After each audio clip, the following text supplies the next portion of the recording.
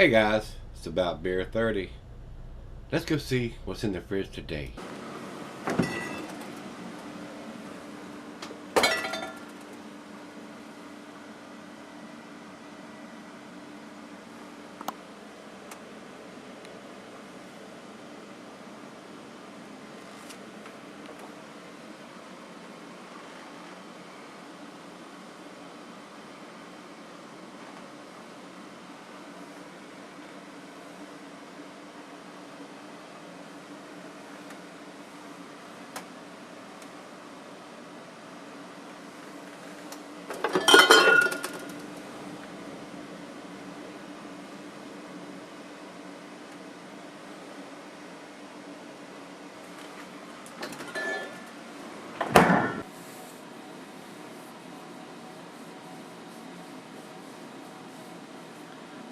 Hey guys, thanks for stopping by Gregsbeerreviews. Thanks a bunch for stopping by today. I do appreciate everybody taking their time to do that.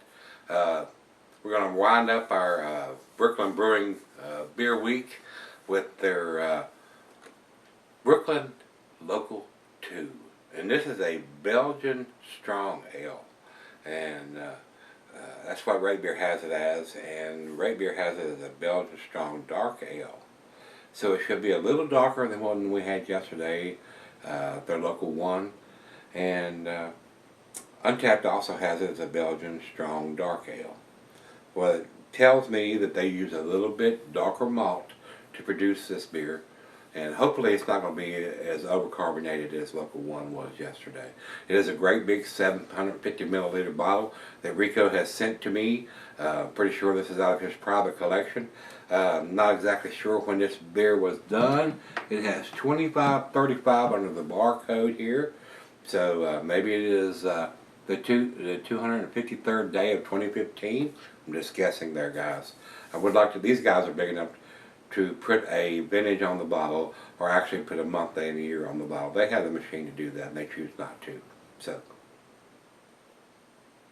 thumbs down to those guys for doing that. And then, on the reason they do that, it's just like the guys that put the Best Buy or Enjoy By date on them. It gives it a longer shelf life. This is a 9% or 2, just like yesterday's beer was.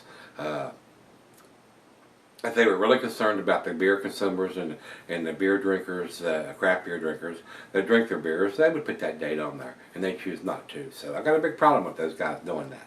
So you guys at Brooklyn Brewing, stop doing that. I understand why you do that, but don't do that. I would not take my money, and I'm glad Rico spent his hard-earned money and bought this beer or traded for it and sent it to me and paid for shipping to get it to me.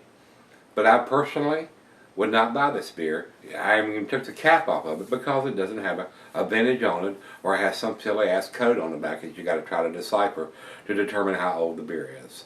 So we need all these guys to be in the same ballpark, on the same team. We're all craft beer drinkers. We're all craft beer buyers, and we want to have that information. And when you put these silly ass codes on the back of the bottle that we got to try to decipher before we buy the beers, homie, don't play that game. I do not play that game. If you don't have a month, day, and a year on your bottle, I'll leave this freaking shit sitting on the shelf.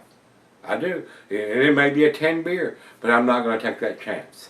And thanks to Rico and a bunch of other people that are willing to take that chance, they sell beers. So I'm not in that crowd. I used to be in that crowd, but I'm not in that crowd anymore. If you don't have a month, day, and a year on your bottle, or at least a vintage on your big imperial beers, homie, don't buy it. Homie, don't play that game no more. I do not play that game. Last time I was in the grocery store to pick up some go-to beers, stuff I don't review, the Bell's 200 Ale had a date on the back of it, and they actually sent me a tweet saying, oh yeah, we're dating our beers now. We had a problem with our dating machine. The beer that was in our grocery store, which has a massive turnover of beers, was almost 3 months old on the Bell's 200 Ale. Leave it sitting on the shelf if it's at the end of the 3-month shelf life on an IPA or a double IPA. We can do better than that. The beer distribution in Virginia is horrendous. It sucks out loud. It sucks hind tit. It really does. And because those guys that have control over the shelf space in these grocery stores that sell the Miller Coors and Budweiser. They'd much rather sell those beers because they get much more profit on those beers than the craft beer guys do. And if they don't want to carry your beers, they don't. So that's the bottom line. You cannot find this beer in Kroger's, at the local Kroger's that I shop in. You cannot find it because they're not worthy of shelf space to those guys. So they don't put it out. If I was to try to find this beer, if my local craft beer down at Martin's at Barrel Chest doesn't have this beer or can't get this beer, that's the way it is. And Martin does a pretty good job of regulating that, but a lot of times he has a little bit of control, but not a lot of control. If the freshest thing he can get is 2 months old or 3 months old, that's the freshest thing he can get. But that's because of the distribution in Virginia. It's horrible. It's horrendous. It's absolutely asinine. So, with that being said, guys, Commercial Sugar says, here at Brooklyn, we've combined European malt and hops, Belgian dark sugar, and raw wildflower honey from New York Family Farm to create Brooklyn's local number 2, or local 2. Our special Belgian yeast adds hints of spice to the dark fruit, caramel, and chocolate flavors after 100% bottle re-fermentation, which can be good or bad, as we seen yesterday, with such an overcarbonation of that beer. This ale revels a marvelous dry complexity, enjoyed itself by itself or at the dinner table. So, if you're selling this beer once it's produced and re-fermented in a refrigerator, it's 50 degrees, 40 to 50 to 55 degrees, it's not going to keep re-fermenting over that. But if you put it in the closet at 70 degrees or more, where the yeast can keep working, it's going to get more and more and more carbonated. So, that's the only problem with re-fermentating, when they're putting additional yeast or whatever in the bottle to do that re-fermentation. If it continues to re-ferment too long, you can have the overcarbonation process like we had yesterday. So, with that being said, let me unwrap the cork and cage on this one. This is a great big 750 milliliter bottle like we had yesterday and the day before and the day before that. Rico, once again, my friend, thank you, sir, for spending your hard-earned money, or whether you traded or pulled this out of your private collection. I do appreciate it, my friend, my brother.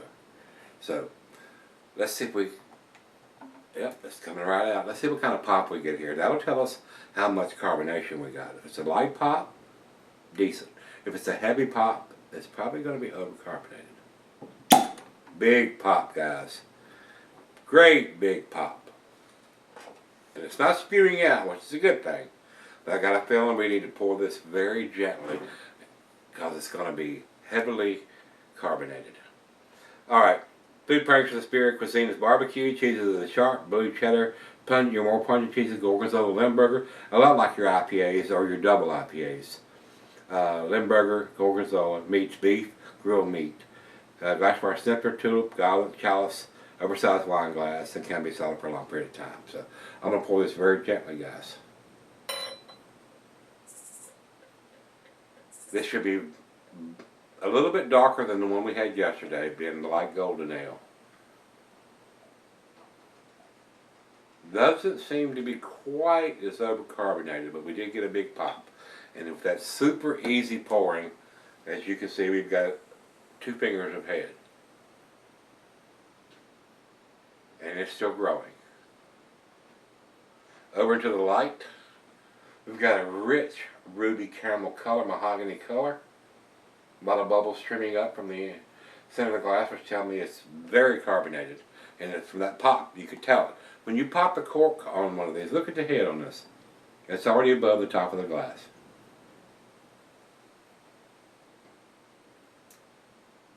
Not as, I don't want to say if it's not as carbonated, overcarbonated as yesterday, but it is heavily carbonated. Almost to the point where it is overcarbonated. You shouldn't have to deal with this, guys. You really shouldn't. So it tells me that it's been kept at like a 70-degree temperature for a little longer than it should be because the yeast has kept working and it's kept fermenting in the bottle. Look at the head on that. It's a ½ inch or more, 3/4 of an inch more above the top of the glass already. It's not so much big soapy bubbles as yesterday's beer. It's a little off-white color, Nice creaminess on the top. Big bubbles on the side, but it's very creamy on the top. Look at the head on that thing. That's what she said. Alright guys, I don't know if I can get a good aroma on this with the head, this monster's. I am getting some Belgian yeast qualities there.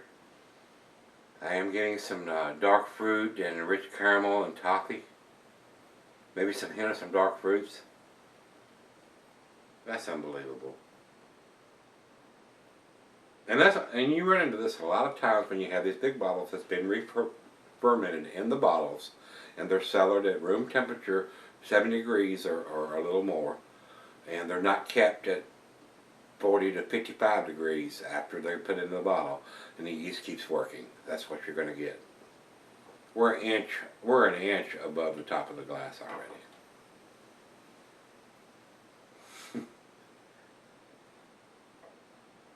I don't know what to say. It does have a wonderful aroma, guys.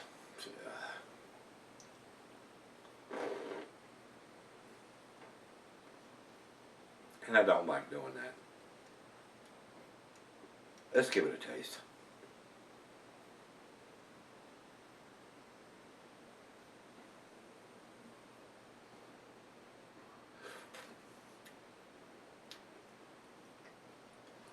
Metallic taste, just like we had in the other day's beer. And I don't understand that. There's no metal being in contact with it, with the big bottle and the cork at the top. But I am getting some metallic taste.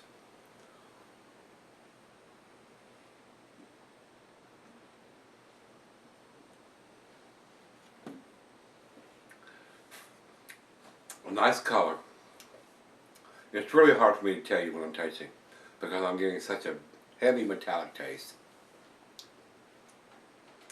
while it's cold out of the fridge. But I am getting caramel and toffee, a little bit of spiciness in there. Not as big Belgian yeast qualities on this as I did yesterday's. I'm not actually sure whether they did a Belgian yeast on this one or not. Yep, they did. But that's why it'll come out as it will come at the room temperature, and this monster head and metallic taste subsides a little bit. I'm not a fan of cellaring local 1 or local 2. If you've got it in your closet, you're going to have the same problem that I've got right here. You're going to have an overcarbonation process going on. If you bought it new and you had it in your fridge at 40 to 55 degrees, you may not have this problem. But I don't know whether Rico had it in the fridge or he had it in his closet or where it was stored from the time it was put in the bottle or how long it sat on the shelf. But the re-fermentation of a lot of these beers, if they're not put in a colder climate where the yeast cannot continue working, you're going to end up with this. You're going to end up with an overcarbonated beer, which is not a bad thing a lot of times. I mean, you can deal with it. You can pour a little bit and deal with it, let the head settle and sip on it and do whatever it takes to drink the beer. But when you have a beer like this that has been re-fermented in a bottle or had additional yeast put in it when it was bottled and it's set at 70 degrees or higher where the yeast can continue to work, you're going to get this heavily carbonated beer. So just want to give you that train of thought. And I'm not going to even sip it anymore until the head subsides. We're going to pour her a glass and see where it ends up. But I want to let this come up to room temperature and let the head subside and see where it ends up after it comes up to room temperature, guys. So I'll be right back. Alright guys, I'm back. I said in about 20 minutes or so. Nice beer. Nice beer. The Belgian yeast qualities are a little more present now that it's come up to room temperature. Caramel, toffee, there's some spices in there. The Belgian yeast is there, but it's a little subdued to me. Some nice spiciness going on there. Maybe a little bit of some dark fruit or some dried fruit. Medium mouthfeel to me for a 9%er.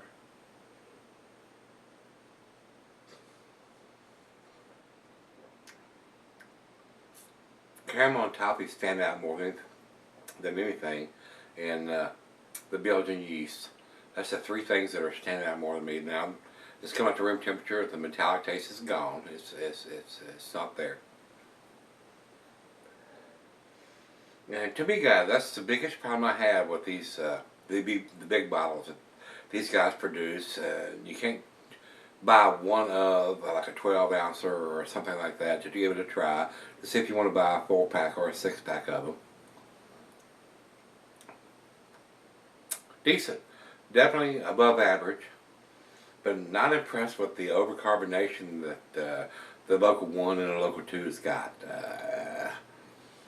You got a problem with that, guys. You shouldn't have to deal with that overcarbonation effect.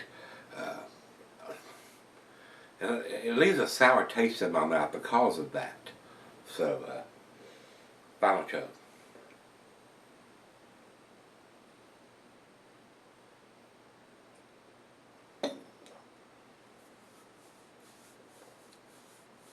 A very enjoyable beer, a well-made beer. But the re-fermentation that they're doing on these bottles, it's probably a good thing.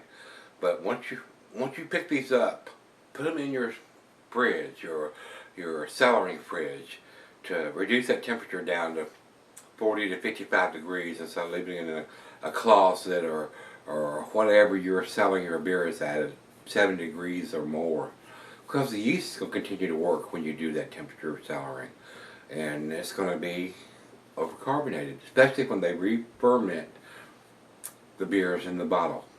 They put a little additional yeast in there to let it keep working. And a lot of times when they do that, you get what we have here, which is overcarbonation. And you get that super big pop when you open the beer up and you try to pour it without getting a 3, 4, 5, 10 finger head on the beer. I'm just not a big fan of that, guys. I am not. Even though Rico either traded or spent his hard-earned money on this, I appreciate him sending this to me and let me give it a try, because I'm not the kind of guy that will go into a beer store and see this on the shelf and it's $15 to $20 for this bottle. I've never had it before. It's a re-fermented beer and it doesn't have a date on it or has some kind of silly batch code or some kind of code on the back of it that I can't decipher without having to go to their website or do something like that to figure out how old the beer is. So I'm not a fan of that. And they have a dating machine, and they can just as soon put the month, day, and the year on it as to put 25, 35 on there. So unless you want to take the time to punch it in on your smartphone or go to their website and try to figure all this out before you buy their beers, who has time for that? I don't. I do not.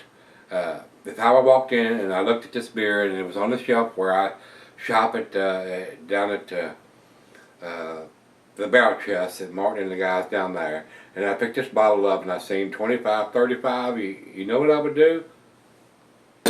Set it back up on the shelf. That's what I would do. And I do appreciate Rico sending this to me. Thank you, my brother. But these type of beers, when they have these codes on them and you don't know exactly when they were done, it's come to the point now, a couple of years ago, I would buy this beer. I would just go, yeah, I ain't had this, let's try it. But nowadays, I look at this, and if it don't have something that I can decipher without having to get my smartphone out and try to figure out how old the beer is or when it was done and punch all this shit in, I'll put it back on the shelf. I will not buy it, guys. I will not buy that. And I do appreciate Rico spending his hard-earned money on it or trading for this or whatever happened for him to get this beer and him to put it in a box and wrap it up and pay to ship it to me. I would not be reviewing these beers, guys. I would not, because I'm not gonna spend my money on these type of beers that doesn't have a definitive date on the beer, so I know how old the beer is, especially on the re-fermented bottles like this. Re-fermentation, they they have their place and time for everything as far as re-fermenting. But if you're selling this beer at a 70, 75 degree temperature in a closet or your cellar, they're going to keep working. The yeast is going to keep working, and it's going to get more and more carbonated. And you'll get to the point, if you're selling this beer for 10 years in a closet or a cellar that's 70, 75 degrees, you'll get to the point where this will start spewing out of the bottle when you take the cork out of it. It will. Trust me. I know. I've had this shit spew all over the place before. So, if you're getting this beer fresh, and you know it's fresh, and you're putting it into a fridge or something that's 40 to 55 degrees, where it's going to slow that fermentation down, it'll probably be okay. But if you're not, if you're putting it into a closet or your basement that's 70, 75 degrees, that yeast is going to keep working. And you're going to end up with what we had here and yesterday, where it's going to have a super pop when you open up the beer, and you're going to get either heavily carbonated beer when you pour it in the glass, or you're going to get a spewer, something that's going to gush all over the place, or a gusher. It's going to gush all over the place. So, just not a fan of that, guys. These guys do some really good beers, and I'm a fan of some of their beers, but not all of them. And this beer falls into that category. Good beer, but not something I would spend my hard-earned money on. And I apologize to Rico if he spent his hard-earned money on this and paid to wrap it up and ship it to me. But it's not outstanding to me, guys. It is not a 10 beer to me. As a matter of fact, it's not even an A beer to me. Because these guys at Brooklyn can put a vintage on their beers or something that we can decipher on the back label, and they choose not to give it a longer shelf life. That's the only reason that happens. So, with that being said, for me, guys, I'm going to give it to 7, which is a B+. Numeric rating from me is an 89. Very tasty beer, but I think that these guys at Brooklyn can do better than what they're doing as far as dating, and especially on the re-fermented bottles, to let us know. This is a re-fermented bottle. You might want to put this in a cellar that's 40 to 55 degrees to keep it from getting too over-carbonated. And it wasn't quite as bad as yesterday's beer, but it was almost that bad. So I enjoyed reviewing this. Rico, thanks so much, my brother, for sending it to me. I'm glad I got to try it. I'm just sad that I'm not giving it a 10 or a 9 or an 8, but it's a 7 for me. It's a B+. Because of the dating system that these guys use and the overcarbonation of the beer that I've got in this bottle. So let's go over to Beer Advocate. They say 90 in the outstanding range. That's one number different from what I've got. I'm giving it an 89. I don't think it's quite to an A category beer, guys. It is a very tasty beer. Slight metallic taste on the opening of the beer, but nice Belgian qualities once it warmed up to room temperature, and caramel and toffee, and a nice representation of the Belgian dark ale, strong dark ale. But these guys at Brooklyn can do better than that as far as dating. So, with that being said, we'll go over to Rate Beer. Rate Beer says 96 overall and 95 in the style. Those guys are super impressed with what we have here. I was not super impressed. I was impressed, but not super impressed. So that's why I give it the grade that I have. Guys, I tell you honestly, when I have a beer, what I think of it. You may agree and you may disagree. If you say, oh my God, you're crazy. Somebody needs to slap you upside the head. It's a 10 beer. I'm not going to argue with that. I will not argue with that at all. But for what I'm getting, the bottle that I have, and what I poured, and what I tasted, it is not a 10 beer. It is not even an A beer as far as I'm concerned. But it is a well-made beer. The alcohol is very well hidden for a 9% beer. But I graded it accordingly. From the information that's on the bottle and what I have, I graded it accordingly. So, 7 for me, 89 in the scale for me. And for our final check-in, let's go over to Untapped, and they say it is 3.86, a B+. I agree with that 100%. It is a B+ beer. So, if you had this one from Brooklyn Brewery, they're local too.